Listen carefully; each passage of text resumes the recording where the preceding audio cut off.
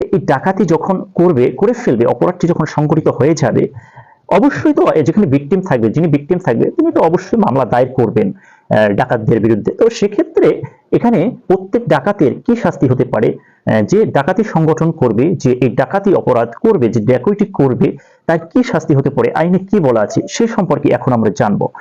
দণ্ডবিধি 1860 সালের আইনে এখানে 395 দ্বারা আলোচনা করা হয়েছে, যদি কোনো ব্যক্তি ডাকাতি সংগঠন করে ফেলে বা ডাকাতি সংগঠন করে, তখন তার সর্বোচ্চ শাস্তি যাবজ্জীবন কারাদণ্ড হতে পারে, অথবা তার 10 বছর শাস্তি হতে পারে, অথবা এখানে অথবা বললে ভুল হবে, এখানে অ্যাড হবে যে এখানে তার অর্থদণ্ড হতে পারে, যে কোনো বর্ণনা।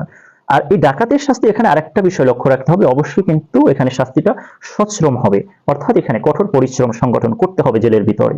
তো অবশ্যই এখানে কিন্তু বিনাশ্রম কোনো শাস্তি এই ডাকাতির ক্ষেত্রে হবে না। ডাকাতির ক্ষেত্রে যে শাস্তি হোক না কেন সেটা সশ্রম কারাদণ্ড হবে।